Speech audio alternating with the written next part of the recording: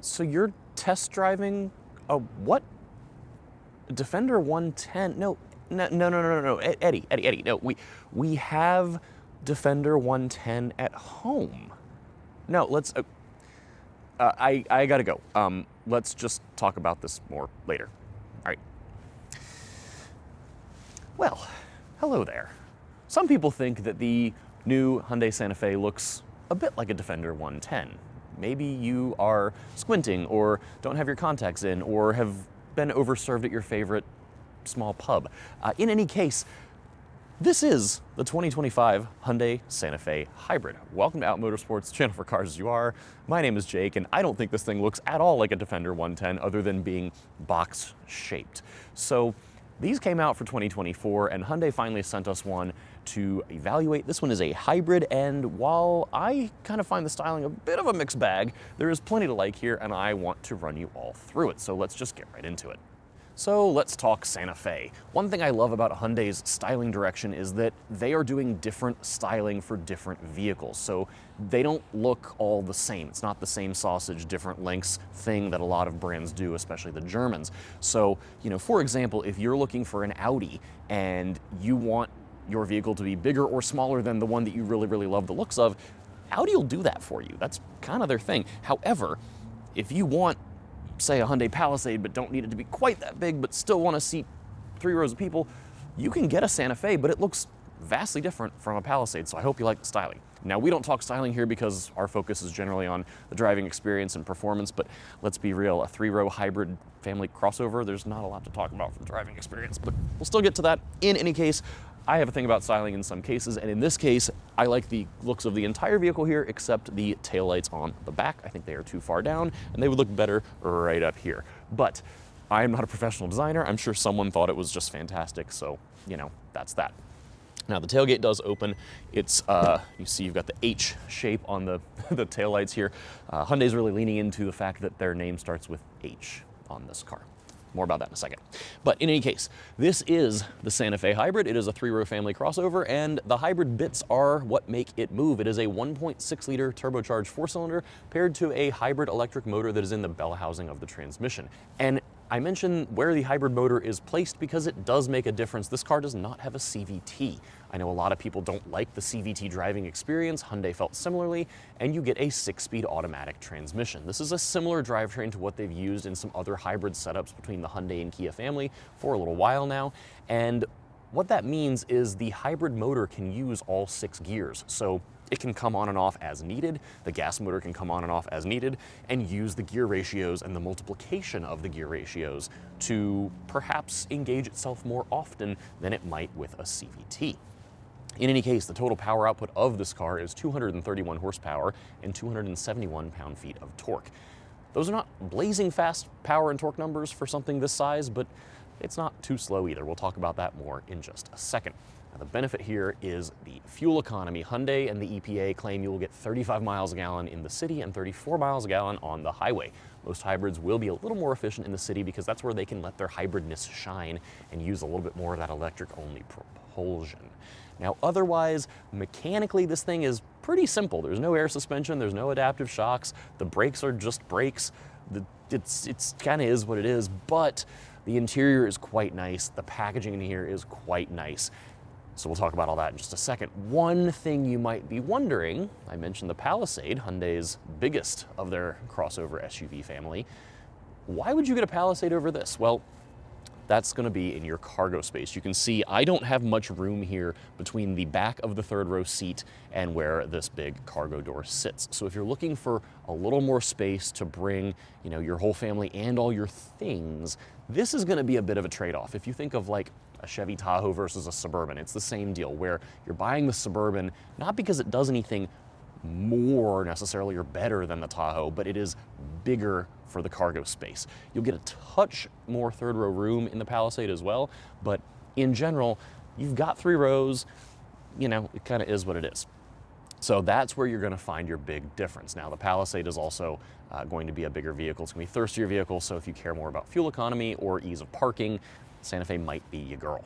So let's talk about the interior because it is quite nice, and then we'll talk about the driving experience. I mentioned it's not really a performance-oriented girl, but you know, they could do a Santa Fe N. That'd be kind of cool. So the interior of the Santa Fe is really, I think, its strongest suit. Whether you like the exterior looks or find them a little polarizing, the interior in here is really, really nice. I think they've done an excellent job. Now keep in mind, I'm in a calligraphy. That is the top trim of the Santa Fe. So if you're looking at a lower trim, some of this might look a little different. But when you're sitting here in the driver's seat, you have a really nice dash in front of you. The materials are really nice. The layout is really nice. I like the fact that it's multiple colors. They all complement it. It all works to not just be this giant black expanse. So you can get an all black interior, and I think it will be just a giant black expanse of everything. But in any case, you've got some nice, very obviously fake wood here, but it looks really nice. And then in this case, I've got a two-tone kind of black and gray scheme going on. Now, the Hyundai group has been moving to a dual screen setup that is one single screen that runs across the length of the dashboard. It's two screens, but one object, if you will. And you've got your typical gauges and things that you can customize in front of you, and then you've got your infotainment over here. Now, this all works really well. Their operating system is fantastic. It does support wireless CarPlay, so you can go right in there if you'd like, or you can go back out to the Hyundai interface. It's snappy, it's easy to use, it's easy to configure. I really quite appreciate the whole thing. Now, the gauge cluster screen is generally also very good, although I don't like the relationship of my body and the steering wheel to the cluster screen, because where I've got everything for me at 6'1", the steering wheel rim is blocking the tippy top of the gauges. And there's not really any information I need to see up there, but like part of this power gauge, if you will, it's not exactly a tachometer, but it shows you if you're charging the battery or if you're in a more economical throttle mode or if you're dipping into the power quite a bit. You can't see all of that. So that kind of bugs me. And on that note, seating position. I have had a tough time getting completely comfortable in this car simply because of how the driver's seat adjusts. It is power adjustable, but it does not adjust the front of the seat cushion versus the rear for tilt. And I find a hard time getting exactly what I want for my my leg support, my thigh support, versus where I want the seat tilted, because the seat only tilts on like a center axis. So that versus the backrest has just been a little bit of a challenge. I'm in an okay spot here, but it would bug me just a touch. Would it stop me from buying the car? No. But something to point out, every body is different, so of course go sit and do a test sit before you take my word for it. The steering wheel, some people have said, oh, it looks like a Land Rover steering wheel. Okay. It's rectangular in the middle for the airbag. I don't know. I like the two-tone. That is kind of a Land Rover thing, but it's classy, it's interesting. And then you've got real buttons on the steering wheel, which I love. I hate the fact that that's a notable talking point, but easy to use everything here. And then your shifter is going to be this guy sticking out from the side of the steering column, which you can get used to. It's pretty easy to deal with. You just put your foot on the brake, twist forward for drive, backward for reverse. This came out first on some of their electric cars. It's very easy to use, and it's actually quite handy, especially if you're parallel parking. It works really, really nicely. Then you come over to the center console, and this is like so well done to me. I just really enjoy it. So first of all, the single biggest thing that I love, the volume knob for the sound system is exactly where I want it to be with my hand. There's no fumbling to find the volume knob, which is such a silly thing, but you'd be surprised how many cars it's just kind of like in a weird place. They've also got hard buttons here for, you know, your map and your media, and you can quick set a favorite. So that's all really, really nice. And then you've got this strip of climate controls. They've got real knobs for your temperature. You've got dual zone climate up here in the front row. And then you've got all these different touch controls for, you know, your heated seats, your fan control, your heated steering wheel, whatever. I don't love that because I don't love touch controls. However, the ones that matter the most, i.e. just your temperature controls, you can leave the whole thing on auto and just, you know, do whatever. Those are real dials. So if nothing else, that is fine. And then you've got a separate little toggle for the rear controls if you want to control the third row back there. So that works pretty well. I would prefer these be real buttons, but it's not the most egregious thing. And then further down, you've got more hard buttons here for your drive mode, your auto hold, your all-wheel drive lock, that sort of thing, parking cameras, which are very high quality actually. And it's got parking assistance as well. Then we move to what I thought was honestly kind of silly, but I've come to appreciate in my time driving this. There are dual wireless chargers right here for your phone and the phone of your front passenger. And I thought that was silly because I hate wireless chargers because they They just kind of heat your phone up and make it boil, and they're always in an inconvenient place. This is so well thought out. It's so silly that I'm like gushing over this, but there's a rubber pad for each phone, which means you will always place it exactly where it needs to go. It's big enough to avoid like camera bumps, and then it will keep the phone where it belongs while you're driving, so it doesn't slide around. And then it's got little lights that indicate how much your phone is charged. And I think that's just fantastic. And then on top of that, you've got 2 USB-C ports right here. One can be toggled to be used for data, or you can use it for just charging. And then they've got a UVC cleaner. If you want to put your phone in here and UV sterilize it, you can push a button and it will do that. So this is just a really nice thing I've found. If I'm just running errands around the city or something, I'll hop in and just drop my phone there. And if you need to grab it real quick, change a song, send a text, a red light, whatever, it's right here, and then drop it right back down on the charger. It is the single time that I found myself using a wireless charger in any car I've driven and been like, oh yeah, this is okay, I get the point. So that's really nice. And then you've got 2 cup holders, and then also this kind of trick center console. So this opens, of course, traditionally, you want to get things in and out of it, or if you've got people in the second row that need to get something out, there's also a second button that opens it from the rear. So how convenient is that? I think that's very, very cool.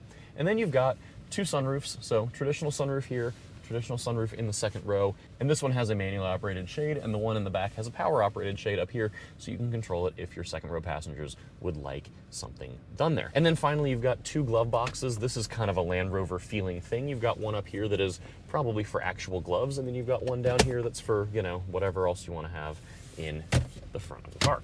So all that to say, I don't normally spend a lot of time on styling and interior because, we talk more about the driving experience, but this is a family car, it's a hybrid, it needs to be clever and good because that's the whole point of cars like this. So I think it is quite nice, it is quite good. I've really been pleased with it. So with all that, let's go drive. So driving the Santa Fe hybrid. Hybrids are not generally the most engaging driving experience, and this one is certainly not that. That's not the point, This is meant to be just pleasant overall, and that's really what it is. Acceleration is entirely adequate. I like the fact that it's got the 6-speed automatic because it feels good to have it snap off shifts. I mean, snap is relative, right? But it still feels better than a CVT that just kind of like whines and drones. And in general driving, this is just the whole drivetrain just gets out of your way, and that is what I like about it. It's quiet, it's refined. Even when it's working, it's not noticeable unless you're really, really ragging on it with your foot in it. And I'll go ahead and do that here because no one knows how to merge in this city.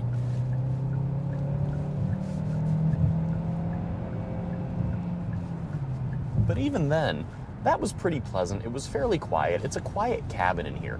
Now, where you do notice that this is only 231 horsepower is when you put your foot all the way in it.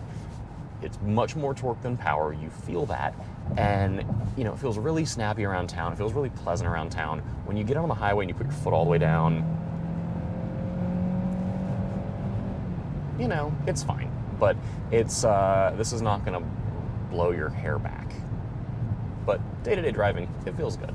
And then otherwise, it rides nicely, it handles itself well enough. This is not gonna be a corner carver, but it all does a really nice job of just being a car to get you places. It's all tuned really well. I think a lot of these cars that could be considered more family cars, more appliance-y, whatever you might want to think of them as, you can think of the tuning as being a little lazy, a little sloppy, and this still feels really put together. It feels like there's good body control. The steering is pretty accurate and decent for feedback, despite being, a kind of whatever electric power steering rack for a family car. It still feels pretty good. It's all well buttoned up. So is this really like a driver's car? Not especially, but if you want something that feels at least somewhat connected to the road, this is pretty good. I care a lot about how these things feel, and this has been pleasant for me. Pleasant's my favorite word to describe how these Santa Fe's drive. The other thing too is the braking. They've done a really nice job blending the brakes. So this is something with any hybrid or electric vehicle where the braking engineers have to figure out how to let the car do the regenerative braking and dump energy back into the battery, but then also blend in when the actual brakes come online and help stop the car. And in this case, they've done a really nice job. The pedal feel is really good and, you know, confidence inspiring, whether you're just kind of briefly going for it or getting into a little bit deeper to stop the car a little bit quicker. Now, speaking of stopping, I talked about parallel parking earlier and the camera views and all this. The one thing that drives me nuts is the safety systems in this car, solely because they always think you're going to hit somebody. This is not exclusively to the Santa Fe. This is kind of all newer Kia, Hyundai, Genesis products. They're all part of the same family in some way. And the way they've got it calibrated, every time I'm parallel parking, the emergency automatic braking comes on because it thinks I'm going to hit the car behind me. And if you've ever driven in a city, sometimes you have to get very close to the car behind you or in front of you. And in this case, you've got two excellent high-resolution cameras that help you do that. So when it wants to jerk the car to a stop and sound all the alarms and make you have at least one, if not two heart attacks, I find that irritating. You can turn that all down, but I wish it would give you a little more leeway before it had a complete conniption fit, because other cars will let you get away with a little bit more. And there's some times where just driving around, if you're getting too close to somebody, they're a little over-eager to tell you that you might have some problems coming up. So, you know, it's all fine, but that's just a little nit to pick. Otherwise, though, visibility out the front is great. The dash is really nice and low. I've got a nice seating position, despite saying, oh, it's a little uncomfortable in certain ways. I can see well out of this. The door sills are at a good height. Nice visibility, nice airiness with the two sunroofs. There is a digital rearview mirror. If you like that, I kind of oscillate, but if you do have people in the back seats and their heads would otherwise block your view, this is nice to have. So, you know, in general, is this exciting? No. Does it fulfill its mission really well? Yeah, I think it does. I'm actually quite impressed with it. There's a lot of H's around. The styling is not necessarily my favorite. I think it's pretty sharp from the front, but you've got the H's in the headlights, the H's in the taillights. If you look at the traffic light camera ahead. Oh, thank you, Hyundai. Apparently there's a traffic light camera.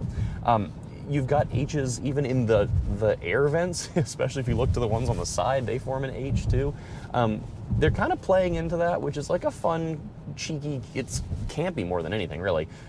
It's a campy design element. And then on the steering wheel, we've seen this with some of the other Hyundai products lately. They don't have their logo, they've just got 4 dots, which represents the Morse code for the letter H, which is clever. Honda did it first with their door chime in the 80s. So just kind of a fun little touch. And then when we're in the city here, talking more about the driving experience again, this car does a pretty good job motivating itself solely on battery power, and that transition in and out of battery power, obviously you're gonna be on battery much more in the city versus on the highway. It will shut the gas motor off on the highway, you know, at 60, 65 miles an hour if it can, but you know, around town it's gonna do much more of that. This transition in and out is really well done. No shuddering. Like I said, the engine itself is quiet, the gas engine, so you don't notice it a whole lot, and they've got it really well tuned. Only time that I've noticed it aggressively kick on is again when parallel parking. You can reverse solely on electric power because of where the electric motor is. It works no matter what. But I've had the gas motor come on while backing up in a parallel parking space, and a couple times it's come on with such aggression that I actually thought I curbed a wheel, which was not the case, but it made me get out and look. So generally, the tuning is really, really excellent, although here and there, you know, as with anything, it's a machine. Sometimes it's gonna do something a little funky, but day to day, it's just, I think what I like is how just seamless and quiet this whole thing is. You know, for being not a luxury brand. You know, luxury brands, if we extrapolate this to Genesis, for example, that's the Luxo brand of the Hyundai Motor Group. And there is more of a focus in those cars on quietness. But what I love is that this, you know, the Hyundai is much more of the accessible brand compared to Genesis. And this is also very quiet and very pleasant. So this is just, as I said, this fulfills its mission so well. And is it an enthusiast car? Not one bit. Is it exciting to drive? Hell no. Is it really good though? Yeah. I understand why you would pick this over something like a Toyota Highlander, not a Grand Highlander, but a regular Highlander. It is just a little more tight, a little more driver-centric in some ways, a little more communicative, and then much more style forward, much nicer place to sit in some regards. This is so well thought out. I'm really impressed with this. And I feel like I'm gushing a little bit, and that is solely because this is not a car. I mentioned I don't love the exterior styling. I wasn't especially excited to drive this, to be totally honest, because 42 miles, traffic light, camera ahead. neat. I wasn't super excited to drive this at first because, you know, cars are emotional purchases, and even when I'm driving something week to week, hey, fellow Santa Fe, hey girl, you know, even when I'm driving something week to week, I get more excited about some things than others, obviously, and this just, you know, okay, neat, a hybrid mom car. It's good. It's really good. So that I'm pleased with it in a way that I didn't know if I would be. And pleasant is the word of the day. It is very well thought out in here. It is, I think, clever without being kitschy. The only kitschiness is the H's everywhere for the styling. And yeah, I like it. So thanks for coming along. Those are my thoughts on the 2025 Santa Fe Hybrid. And let me know what you think. Do you like this styling? Are you indifferent to it? Are you actively turned off by it? I'm really curious because, if nothing else, they've got designs that are love it or hate it, and that's more than some people can say. So, in any case, thanks for coming along. Be sure to like, share, comment, subscribe, all that good stuff here on YouTube. Tell all your friends if you liked it. Don't tell your friends if you didn't like it. And head over to outmotorsports.com. We've got a bunch of events coming up on the racetrack and on the street, and even some stuff online. And if you'd like to join a community of fellow LGBT automotive enthusiasts and motorsports competitors, we'd love to have you as our new besties. So head over there and we will see you soon. And if not, stay right here on YouTube. Stay safe, be well. See you for the next one.